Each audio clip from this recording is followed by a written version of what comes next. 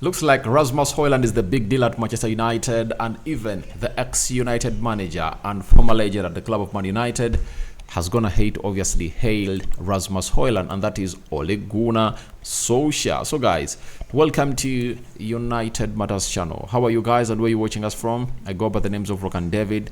Smash the like button, comment and share. If you're watching us for the very first time, endeavor to subscribe to this channel so as not to miss out on stories that we do upload in here on a daily. Now, we are obviously doing lots of things in here for you, and I hope you guys are really loving them. I'm having a very lengthy talk about Ole Gunnar Solskjaer and what he's going to do in his interview with Athletic about Manchester United. With lots of problems happening at Man United, he has gone ahead and obviously said the following, and you just gonna enjoy this. And he has gone ahead and really showed you how hard it is to be a manager for Manchester United, and how the Glazers are really the reason as to why you've gone ahead to reach this level that we are obviously struggling to see that we make it where we deserve to be as a club. Now, we thank God for the gift of life. Those are the Christians and the Muslim viewers and subscribers. May Allah grant you all what you are urging for in all your endeavors. Ole Gunnar Solskjaer had the following to say about Rasmus Hojlund. He says, Rasmus Hojlund will be exciting and is the type of player Man United need to be signing. Now, when you look at Rasmus Hojlund, they have almost the same background with Ole Gunnar Solskjaer as far as the time they came in at Man United. Ole Gunnar Solskjaer came in at Man United from Norway. I think it was Molde, and he was 20 years of age. That is it. What age has Rasmus Hojlund? Came in at Manchester United, 20 years of age. It shows you that there is something different there is something similar in everything that is really going on at this club. And I will believe that this is the big deal. And if at all you were to look at the big deal, it's obviously Rasmus Hojlund, and he's obviously doing the needful to take us to the next level. And when Ole Gunnar Solskjaer goes in for a hail for Rasmus Hojlund, it means he knows exactly how it was in his own career at Manchester United.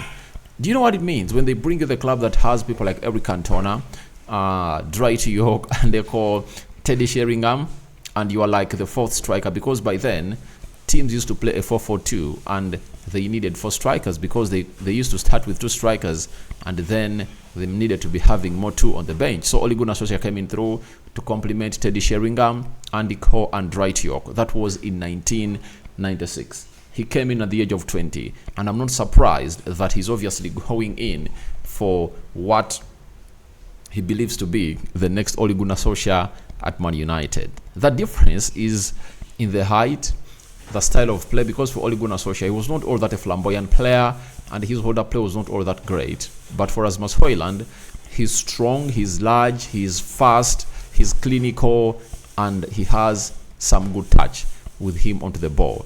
That's what Ole Gunnar Solskjaer really lacked. So, Hojlund has shown us some glimpses and cameos of himself. And today, as we take on Bayern Munich, we anticipate that it's going to be one of those players to come in through and obviously cause havoc in the focal point of leading the line for Manchester United. But though, with the injuries we are having, I had a thought that maybe Ten Hag should try out Rasmus Hojlund as a right attacking midfielder, then Anton Martial through the middle and Rashford through the left, because we are really looking thin and we are lacking energy in some points. I don't believe in an idea of obviously playing Bruno Fernandes as a right winger. On any occasion, I would love to see Bruno Fernandes played as a central attacking midfielder. That is it, because we are lacking right wingers, and Ten Hag looks like he's not ready to really give Pelestri a go into that position. But Ole Gunnar Solskjaer has lots of things in common with Rasmus Hojlund, and he has gone ahead to back him. He has said he'll be exciting and is the type of player United need. When he talks about the type of player that Manchester United need, people that have just gone ahead to support Man United in the past decade cannot really get the meaning of that. United has gone ahead to thrive so much onto young players like Rasmus Hojlund at that club. Ole Gunnar Solskjaer came in at 20. David Beckham from the academy, Nick Butt from the academy, Ryan Giggs, Also, you can rank him as an academy player because they bought him. Was it from Spurs? Paul Scholes. That is the class of 1999, right? Gary Neville and Phil Neville. Then we went to other players that we bought when they are young. Wayne Rooney, Cristiano Ronaldo, Nani, Tevez, those players who really came in through when they're young, at the age of 18, before they even made 20, and they thrived at the club. That's what Manchester United is made about. We're a club known for obviously getting raw talent, polish it, and obviously make it better and better and better. That's what Man United is all about, and that's what Ole Gunnar Solskjaer is referring to Rasmus Hojlund. That he is an exciting player, and he's a player of Manchester United, and I think he's going to thrive.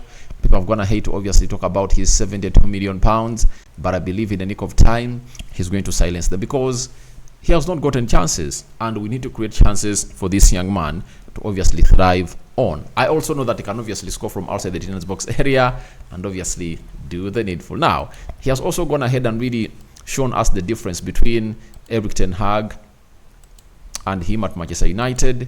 He said that he had chances to sign players like Rasmus Hojlund of then, but he was not given a chance by the club of Manchester United.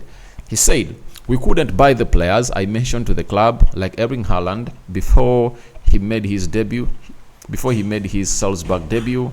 Rice, who wouldn't have cost what he did in the summer. We also discussed Moise Caicedo, but we felt we needed players ready for there and then. So, when you look at how Erik ten Hag squeezed the balls of the board to obviously coming through and dance to his tunes, to obviously get in players that he wants, it shows you exactly what this is all about. Because when you look at Ole Gunnar Solskjaer, he wanted to bring in Haaland because he was his former manager at Molde, and he wanted to bring him at Man United at the age of 16, 17. The board told him, no way you're bringing that player here. They were looking at other players altogether.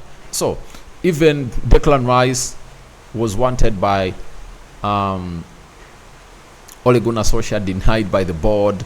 Moise Caicedo, you remember that story, we did it in the December of 2020.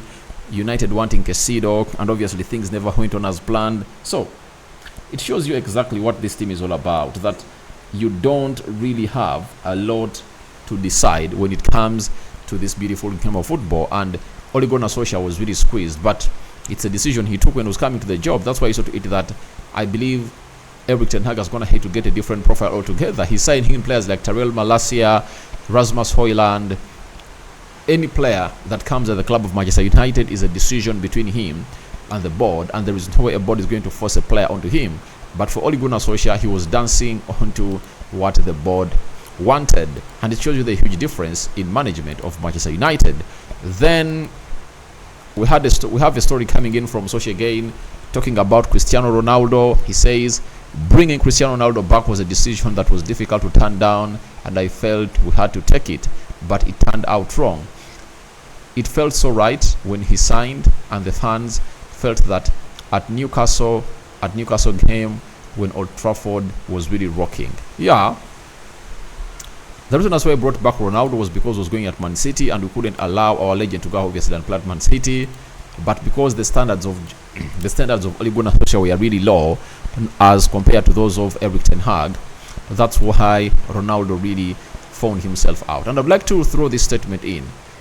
Erik ten Hag never wanted Ronaldo to leave, but he wanted Ronaldo to adapt to the style of play and how he wanted him to play. Ronaldo couldn't, and that's why they fell out. But the return of Ronaldo saw him score 16 goals, saw him score 18 goals in the league, and 6 goals in the Champions League. And he went ahead to do the needful and take it to the next level. That is Cristiano Ronaldo and what he did on the day. Now, we have Solskjaer discussing about the club of Manchester United, that the club Ralf Rangnick formed in November 2021 was different from the one in September 2021. I told him that, giving my opinion on each player, things had gotten worse. The collective had gotten lost, and it's not united, where teams are built on the collective. So he confirms to us that everything had gotten bad and Rangnick wouldn't get any better from those players. And you really pitied Rangnick because they brought him to obviously steady the ship a little bit, but because he had a better knowledge when it comes to players, guess what happened? He was sacked by John Mata because John Mata knew how good this man was, and he was sitting into the position that Rangnick was supposed to be governing at Manchester United. That is Rangnick for you. So, to my own understanding, it's really hard for a club of Manchester United to obviously get a person like Rangnick, who was supposed to obviously do the needful, because he went in front of the media and called for what we call an open heart surgery for the team. And it's what Erik ten Hag is doing and still fighting. Shows you how rotten this club had been with the players and the ill mentality they really possessed at the club of Manchester United. Then lastly, he talked about this that exposes the Glazers so much that he was limited to 3 new main signings every season. He signed off on it before he became a manager. Now, this is what shows you how worse the Glazers are. The Glazers are the worst owners I've ever seen in the history of Manchester United. Even their late father never reached this level. He was not greedy to this level. How do you dare tell a manager that you can only sign 3 main signings every season? Teams like Man City don't behave like that. Teams like Liverpool don't behave like that. When there is need to be to get in players hugely, you go ahead and obviously get in the players that you want, because emergencies always happen. And it shows you that Ole Gunnar Solskjaer, because he was an amateur at the job, he badly wanted to become the manager of Manchester United, and he saw himself really dance to the tunes of the Glazers. But for Erik ten Hag, when he was coming in through, he told the Glazers, I want such and such amount every summer. In January, I want such and such amount. That's what he was told.